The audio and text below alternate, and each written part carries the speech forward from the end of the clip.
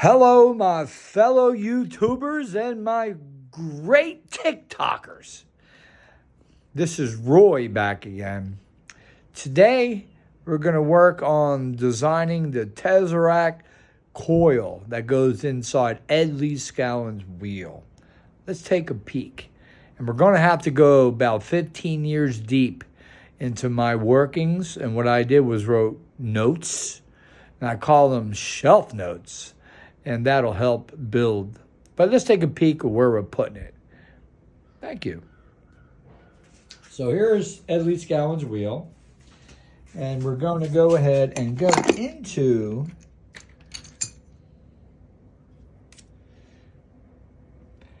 this section.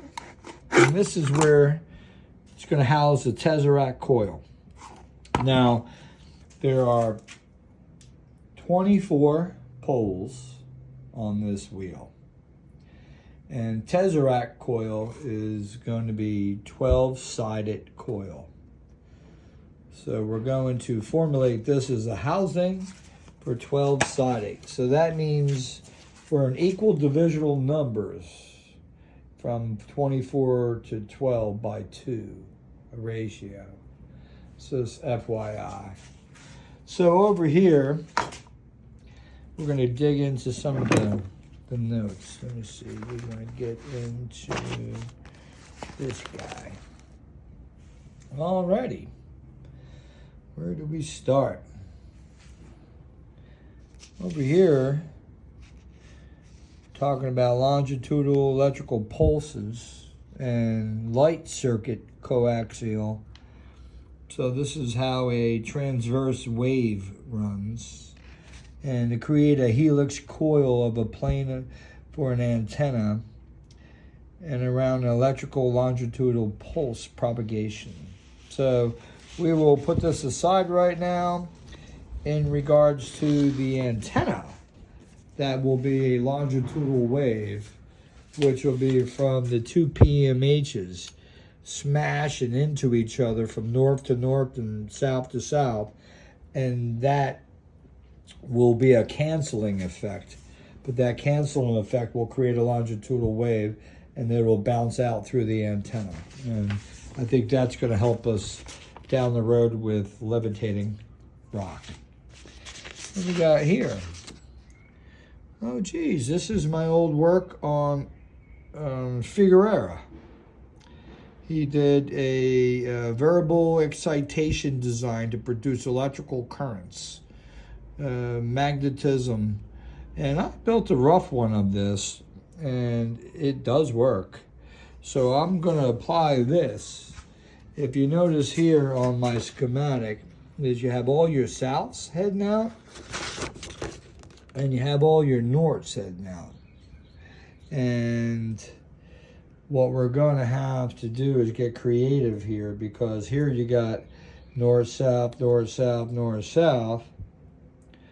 But maybe we see, I don't want to mess with this wheel too much, because the wheel will need its speed. But this wheel will have this on the side of it, or will be reacting with a little brush off the side that will sweep across these numbers. And these numbers are all based on resistance. And these resistance are high and low pressures that this inductance in the center is our pickup. So we're creating a sine wave, and I'm going to use that because that's why Ed's wheel is not turning. The outside coils, these coils will come off. There'll be a sleeve with a coil, and then with the core of the magnets, then there'll be the same sleeve. There'll be another coil opposite wound here, so it has a Oscillator effect where they're smashing into each other. But it's also the fact that I'm creating this right here.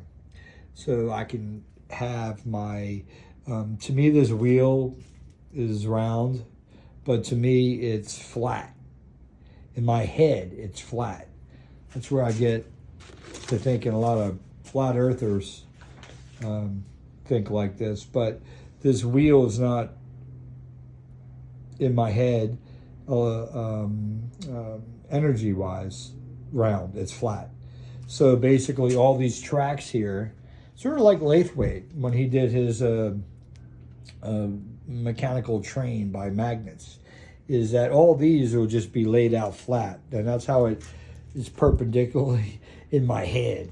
And by that being said, I can complete a task a little bit better on understanding that we're moving down the track. And what we're looking to do is to design a raceway. And that's for an inductor to be in front of here with coils in the back.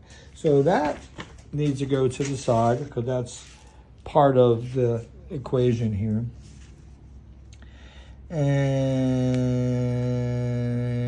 this is about the resistance that I left for notes.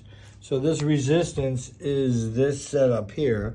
And there's a little explanation here is when the circuit's being still, the motionless of the magnetic field is increased and reduced in intensity, since any variation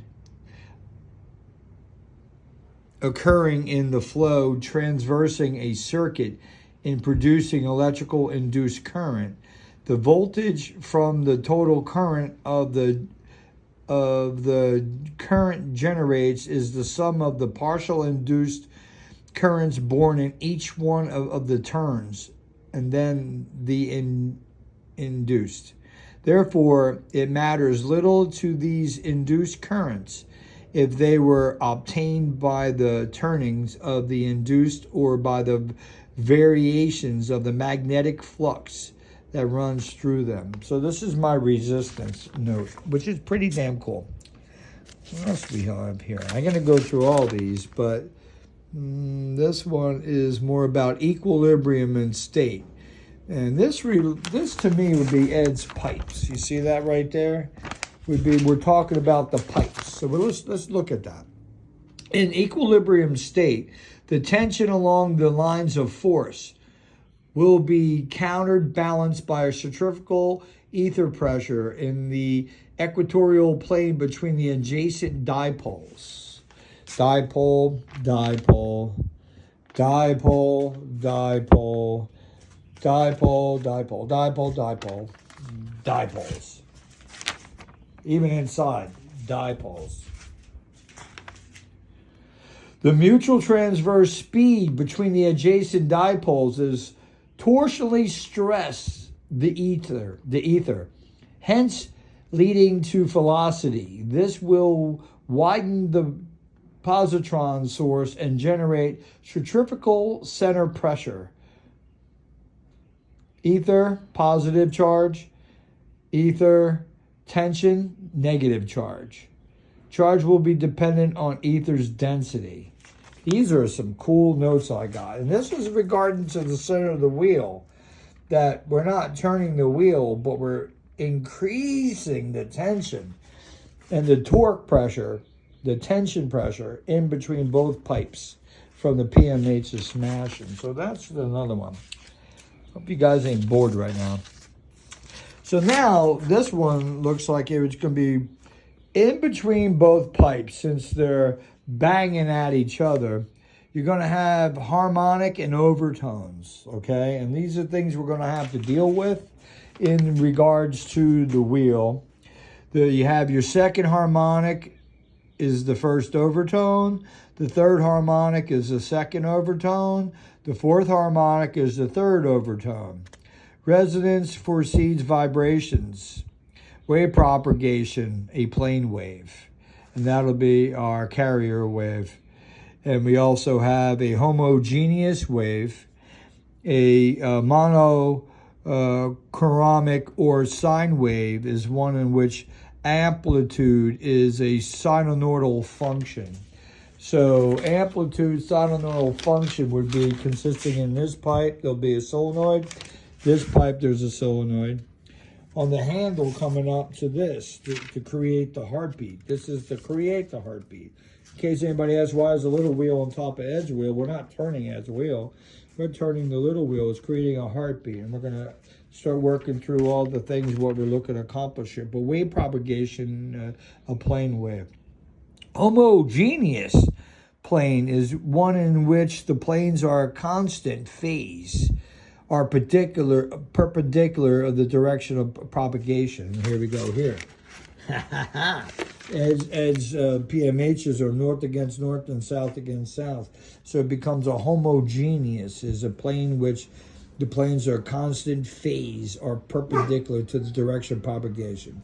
It is not impossible to practice to have a true plane wave because it would have to fill all space. All that space has to be filled. All space, and thus would require infinite energy. Only a plane of wave infinite extent will propagate as a plane wave. Light is electromagnetic radiation with a certain portion of the electromagnetic spectrum. Visible light wavelengths range from 400 to 700 nanometers. Just a couple of things we'll go over there. And I think the tuning fork, where is my Tesseract? My Tesseract should be showing up. Oh, there's more on setting up everything for the resistance for the Figueroa. Because I got my music stuff in here. And I believe there goes a real good thing. Two transverse waves, two transverse effects are both pressures which cannot physically cancel each other out. They neither does the mechanical cancellation have any bearing on the transverse vorticity gradient that is generated in the electric sea of motion. FYI, just because we're smashing these into each other and canceling out, it's not like music where it's bitter sound and distortion. It's more like creating a wave that's going to propagate through everything. And that's important, propagating through everything. That's my oscillator. So we're going to pull that out. It's an oscillator. We'll pull this out. This is a full wavelength in a Russelonian cone, which we are designing these coils to be a full wavelength. Okay. And then we're going to get into bringing this in here in combo of the Russelonian spiral. And these are very, for any oscillation, it to be sustained, a force is required that tends to restore the instantaneous state to some equilibrium state. An oscillation is called a harmonic oscillation when the strength of the restoring force is exact linear proportion to the deviation from equilibrium state. For instance, a mechanical oscillation in the force that is exerted upon oscillation object is proportional to the distance to the midpoint of the oscillation will be harmonic. It is possible to have an emitting device such as a radio antenna emitting genuine sine waves. These are some great notes. I guess I'm getting back into all these. These are quarter wavelengths, octaves, the Schumann resonators, wave resonators. Now we're going to get into levitation. When I get into building a wave resonator. All right, so Tesseract hasn't showed up. I remember a long time ago, I put in back of a piece of paper. Jesus. Anyway, sorry to take up too much time. I know there's a lot here to unpack, peeps. But if that don't get your fancy tickled and tickle your fancy as well, I don't know what will. Thank you. Leave your comments.